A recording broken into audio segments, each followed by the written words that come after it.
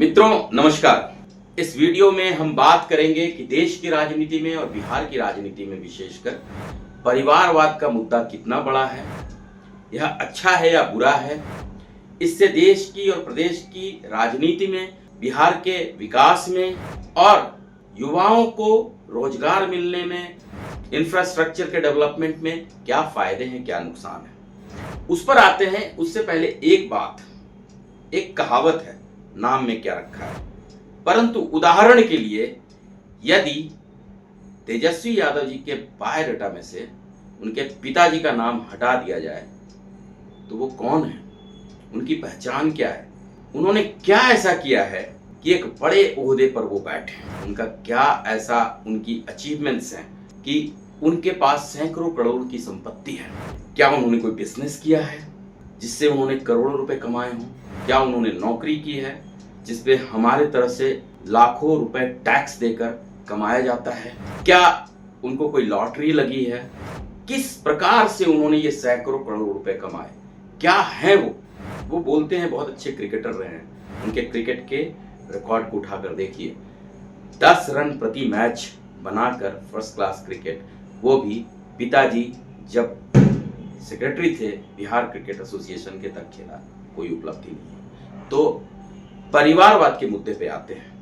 देखिए, परिवारवाद में यदि किसी डॉक्टर का बेटा बहुत अच्छा डॉक्टर बन सकता है और उसने स्वयं compete करके अच्छे गवर्नमेंट कॉलेज में जगह पाई है और बढ़िया डॉक्टर बन के निकला है, तो कौन सी खराब बात है? यह तो गर्व की बात है, अच्छी बात है। यदि किसी वकील का बेटा बहुत अच्छा वकील है तो यह तो अच्छी बात है। और यदि किसी राजनीतिज्ञ का बेटा पब्लिक के द्वारा चुनकर आता है, यह नहीं कि थोपा जाता है पब्लिक पर और पब्लिक के पास कोई चॉइस न हो और उसको चुने एक वोट बैंक बनाकर, तब यह अच्छी बात नहीं है। देखिए, मैं कोई राजनीतिज्ञ नहीं हूं, मैं किसी राजनीतिक दल से जुड़ा हुआ नहीं हूं। एक ऐसा बिहारी जो अब की बार बिहार विधानसभा के चुनाव में यह योगदान देना चाहता है कि बिहारी होना सम्मान की बात अब तो बन सके। पिछले 4 दशकों में जो बिहार की हालत हुई है, और यदि बिहार के लोग बाहर में अच्छी जगह, अच्छे ओहदे पर नहीं पहुंच सके तो बिहारी होना सचमुच गाली है। और जो पटना में अपने राजकीय बंगलों में रहते हैं उनको नहीं मालूम है, तमिलनाडु में पिटते हैं बिहारी तो क्या वो जाते हैं, आवाज निकलती है उनकी? क्या बंगाल में पिट रहे होते हैं तो क्या आवाज निकलती है उनकी? क्या पंजाब में यदि बिहारी पीटा जाता है, कश्मीर में, तो आवाज निकलती है इनकी?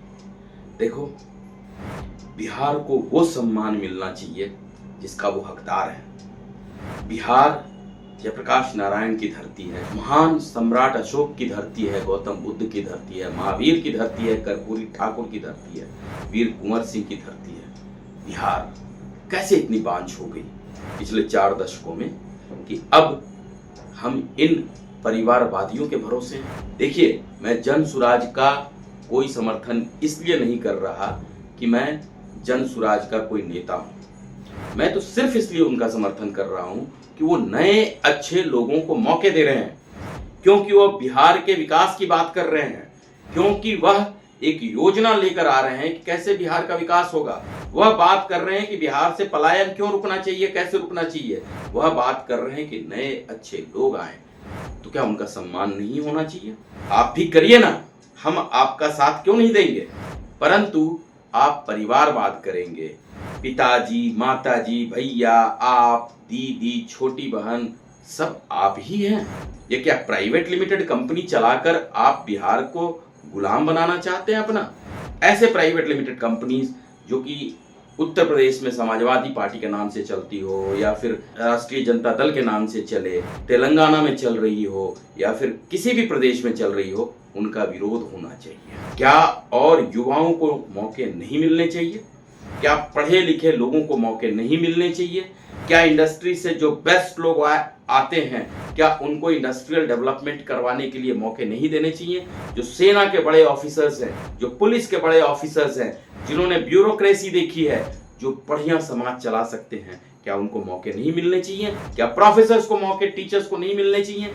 आप सिर्फ अपने परिवार के लोगों को चमकाने के लिए, अपने परिवार को चमकाने के लिए राजनीति ना करें और बिहार जैसे उत्तम प्रदेश को सबसे नीचे के पायदान पर आप लेकर चले गए, उसका विरोध तो करूंगा। मैं एक साधारण आदमी हूँ, नौकरी पेशा आदमी हूँ, लेकिन डरता नहीं हूँ सही बात बोलने से, क्योंकि अब बात है बिहार के अस्मिता की, अब बात है बिहारियों के सम्मान की, अब बात है एक ऐसे मौके की कि जब हम बिहारी सब मिलकर बिहार के सम्मान के लिए अब की बार जब वोट करने जाएं तो ध्यान रखें कि कौन है वो लोग जो बिहार के विकास के मुद्दे पर बात कर रहे हैं, कौन है वो लोग जिनमें सच में दमखम है कि बिहार के मुद्दे को उठाकर और सच में कुछ क्रियान्वित करके और बिहार को आगे बढ़ा सकें।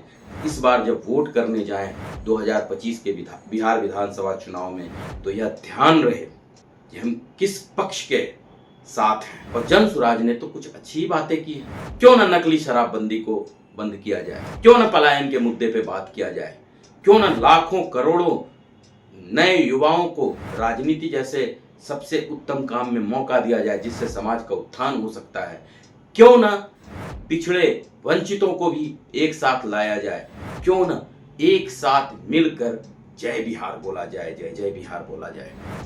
गलत तो वो कुछ नहीं कर रहे। मैं देखिए किसी के साथ नहीं हूं, मैं सिर्फ उसके साथ रहूंगा जो बिहार के विकास की बात करेगा। और मैं आप सबसे यही उम्मीद करता हूं, गुजारिश करता हूं, मेरी विनती है कि अब की बार वोट दीजिए तो परिवार को ना देखना। उस समाज में यदि दूसरे अच्छे लोग हैं तो क्या उनको मौके दिए गए हैं? सोचना। किसी का वोट बैंक मत बनना, उनके साथ जाना जो बिहार के सम्मान, बिहारियों के सम्मान, बिहारियों की अस्मिता की बात करें और बिहार को जो आज़ादी के समय चौथे पायदान पर था जीडीपी के, जो आज सबसे नीचे है, क्या हम टॉप पर नहीं आ सकते? ऐसा कुछ अगर कोई करने की क्षमता रखता है तो उनका साथ देना। मित्रों, जन सुराज ने एक कोशिश तो की है, एक बार उस पर सोचने की तो आवश्यकता है। मैं यह नहीं कहता हूं कि किसको वोट दें, परंतु सिर्फ उसके साथ जाना जो सचमुच बिहारी अस्मिता की बात करे इस बार। नमस्कार, वंदे मातरम।